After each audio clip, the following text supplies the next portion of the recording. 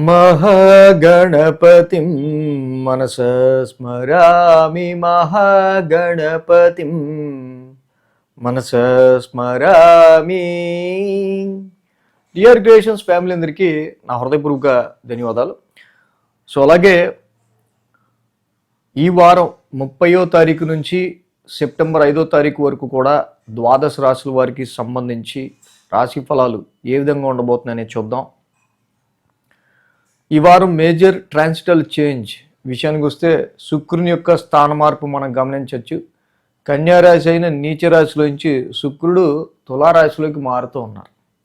So శుక్రుడి యొక్క ఈ మార్పు చక్కగా ఇది చాలా వెరీ వెరీ ఫేవరబుల్ అని చెప్పుకోవాలి. ఎందుకంటే శుక్రుడు స్వక్షేత్రమైన తులారాశి ఆయన ఓన్ హౌస్లోకి మారుతూ ఉండటం ముఖ్యంగా. సో ఏదైతే శని కుజుల యొక్క వీక్షణ శుక్రుడి మీద ఉండి చాలా ప్రెషర్ ఫీల్ అయ్యాడు యాక్చువల్గా శుక్రుడు. శుక్రుడి యొక్క స్వక్షేత్ర సంచారం ఇప్పుడు కొంత మనకు రిలీఫ్నిచ్చే ఆస్కారాలు ఉన్నాయి. అలాగే ఇక్కడ ప్లానటరీ ట్రాన్సిట్ చూస్తే కనుక కుజుడు మిథున రాశిలో గోచారంలో ఉన్నారు, గురుడు ఉచ్చస్థితిలో కర్కాటకంలో గోచారంలో ఉన్నారు, రవి బుధ కేతువులు సింహరాశిలో గోచారంలో ఉన్నారు, శుక్రుడు తులారాశిలో, రాహువు కుంభరాశిలో, ఇక శని వక్రించి మీనరాశిలో సంచారంలో ఉంటూ ఉన్నారు. చంద్రుని యొక్క గమనం కూడా మనం చూసినట్టుదే కనుక ఇక్కడ మీనం, మేషం, వృషభం మీదుగా చంద్రుని యొక్క సంచారం కూడా కనిపిస్తుంది. సో ఈ విధమైన ప్లానటరీ పొజిషన్ అండ్ చంద్ర గమనం ఆధారంగా ద్వాదశ రాశుల వారికి సంబంధించి రాశి ఫలాలు ఏ విధంగా ఉండబోతుందనేది చూద్దాం. మకర రాశి వారికి సంబంధించుద్దాం. మకర రాశి వారికి తృతీయంలో శని, షష్టమంలో కుజుడు, సప్తమంలో గురుడు, సో అలాగే అష్టమంలో బుధుడు. సో మొత్తంగా ఇలా 4 గ్రహాల యొక్క అనుకూలత మకర రాశి వారికి మనకు కనిపిస్తూ ఉంది. 3, 4, 5 స్థానాల మీదుగా చంద్రుని యొక్క సంచారం ఉంది. పరాక్రమ స్థానం నుంచి చంద్రుని యొక్క సంచారం వారం ప్రారంభం చక్కగా అనుకూలంగా ఉంటుంది ఆది సోమవారాల్లో. సో అయితే ఇక్కడ ఏంటంటే వారం ప్రారంభంలోనే తృతీయ స్థానంలో శని యొక్క రెట్రాగ్రేషన్తో మొదలవుతూ ఉంది. ఈ చాలా సందర్భాల్లో ఏంటంటే మీ హెల్ప్ చేసేవాళ్ళు హ్యాండ్ ఇవ్వటం కావచ్చు, లేదా చాలా ఎక్కువ ఎఫర్ట్ పెట్టి పనిచేయాల్సి రావచ్చు, షార్ట్ జర్నీస్ ఎక్కువ అవటం కావచ్చు. సో ఎలా అయితే మనకి ఏదైనా ఒక దారిలో వెళ్తున్నప్పుడు ఎక్కువ ట్రాఫిక్ జామ్ అయితే మనం ఎక్కువ బంపర్ టు బంపర్ మెయింటైన్ చేసుకుంటే ఎలా అవ్వాల్సి వస్తుంది, అలాంటి సిచ్యువేషన్ కొంచెం కనిపిస్తూ ఉంది. ఎఫర్ట్స్ అనేవి నెమ్మదిగా కొంచెం ఎక్కువ పెట్టాల్సి వచ్చే ఆస్కారాలు వారం ప్రారంభం ఎక్కువ కనిపిస్తూ ఉన్నాయి. ఇక మంగళ బుధవారాల్లో మనం చూస్తే కనుక ఈ రాశికి చతుర్థ స్థానంలో చంద్రుని యొక్క సంచారం. సో చతుర్థ స్థానంలో చంద్రుడు యొక్క సంచారం ఉండడం, అలాగే ఆ రాశికి రాశ్యాధిపతి కుజుడు కూడా షష్టమ స్థానంలో ఉన్నారు.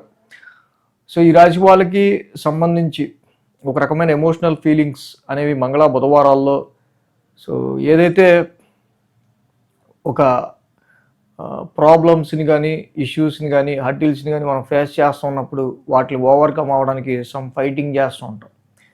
సో అలాంటి పరిస్థితులు రీత్యా కొంచెం మనకు ఎదురుతున్న సమస్యల మీద మనం పోరాటం కోసం, వాటిని ఓవర్కమ్ అవ్వటం కోసం ఇక్కడ మీకు దానికి తగ్గ సత్తు ఉంటుంది. ఆ విషయంలో కొంచెం ఎమోషన్ ఫీలింగ్స్ అనేవి కూడా మంగళ బుధవారాల్లో మనకి ఎక్కువ కనిపిస్తున్నాయి.